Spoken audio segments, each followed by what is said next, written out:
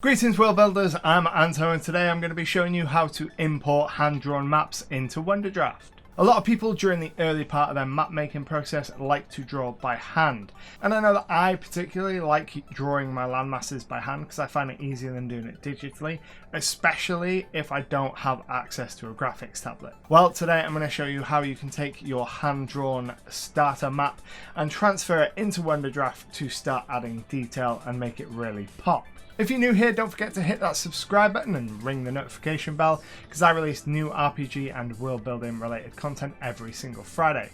But without further ado, let's dive in and start making our map.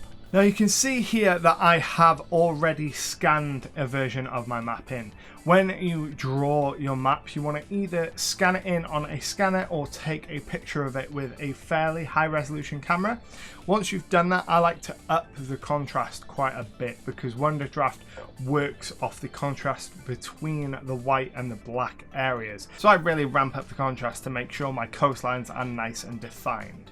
So once you've tidied up your hand-drawn map, either on the computer or even in your phone software, just upping the contrast a little, you can open up Wonderdraft. Now, there are two different ways that you can import a hand-drawn map into Wonderdraft. First thing you want to do is you want to open up your canvas. I'm going to choose A4 because that's the size of the paper that I drew the hand-drawn version on. We'll click OK, let it generate the canvas, and then you've got two different ways to bring that hand-drawn map into Wonderdraft. The first way is using the overlay tool, so you click down here on overlay, click on the trace tool, and then select where your image is going to be taken from. Now I've put mine on the desktop, and you select it, and you can see it will bring a transparent version of your image in. Now you can size this however you'd like, and change the opacity so you can see what you're working on and what you need to be working on. But once you've done that, you can go in, grab your land tool, and you can start following the coastline to get the shape of your map dialed in. This is a more long-winded process than the other way of doing it, but there are some maps where this is the way that you'll have to do it. The other method is to use the import function.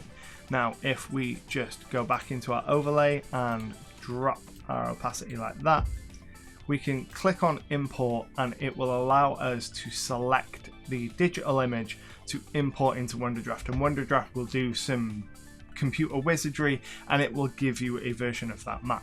Now, if I go to my desktop and I click on the standard version, the one that I drew, you can see immediately that there's a problem. Now Wonderdraft works on the assumption that if it is white, it is land, and if it is not white, that it is water. So you can see here that all the white space on the page has been filled in as land, including what I want to be the ocean. Now this is a really easy thing to fix. We just need to go and get our base image and open it up in something like Photoshop or GIMP or Critter. Any sort of image editing software like that will do, but open it up in your program, and we want to replace all of the areas that will be water. We want to replace the white with another color, ideally black, because like I said, Wonderdraft really likes that contrast.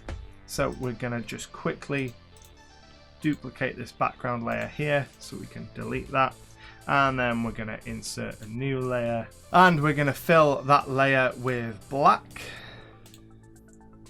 drag it underneath our original, and then using the magic wand tool we're going to select the white space outside of our island and delete it. And this will give us a much better starting point to use for our map. So if we go back into Wonderdraft and open up a new map, select A4 for our canvas size, let it do its thing, and then click import, and we choose our black backgrounded island map. Click open, wait for it to do its thing, and you can see that all the black areas have been turned into water. Now, straight away you'll notice that there are still some problems, like where we've drawn in our mountains, rivers, etc. They're all registering as water, but that isn't as much of an issue to solve as it was using the white version of our map. We don't have to do nearly as much cleanup work here. So the first thing that I would want to do is I want to grab my eraser tool and zoom in, and you can see that all along the coastline there are these little artifacts. I'd just want to go along and delete all of them. While I'm at it, I might change it to be the lower landmass tool, just so that I can manipulate the edge and get a bit of a more organic edge. You can see that where it is drawn from the hand-drawn map, because I've not spent the time going in with really minute detail on the coast, it's got quite large and flat coastlines. So I might go in and just jagged up that coastline with the lower landmass tool whilst I'm deleting all the little artifacts. Once that is done, I would then go in and use the land paintbrush tool to just fill in everything inside the landmass. We're going to come back and add all of our custom assets, re-add our rivers and forests and all of those things in a moment. But the first thing I want to do is I just want to make sure we've got a nice land base to start from. And then once that's done, we can go back into our overlay tool and reintroduce that white version of the map. Doing this allows us to see where the original assets like mountains and rivers were placed. So if we just scale this, you can see that because the image I've taken of my hand-drawn map wasn't exactly A4, it's created a little bit of a scale issue. That is something to be aware of, but it's not a huge problem in this particular instance because the sizing isn't so off that I can't work with it. So we'll roughly place our map, and you can see here we're going to start with rivers. So I drop the opacity right the way down just so that I can see where those black lines are, and then I'll go into my water tool, grab my river, and we want to select a source. So we'll start here by following the rough line that I've created here and start adding in our rivers. And then once the rivers are added, we'll just grab the lake tool just to make quick work of adding in this lake.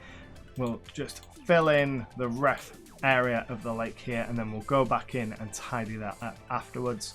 And then we'll go around and add in all of the other rivers. So with our rivers and lakes added, we are going to start working on our mountains. So we'll go back into our overlay tool, up the opacity so we can see roughly where our mountains were going to be. And then we'll grab our symbols tools, go into mountains, select the style that we want. I'm going to use the ones that you can color, get a rough sort of scale, and then just start dragging our mountain ranges in.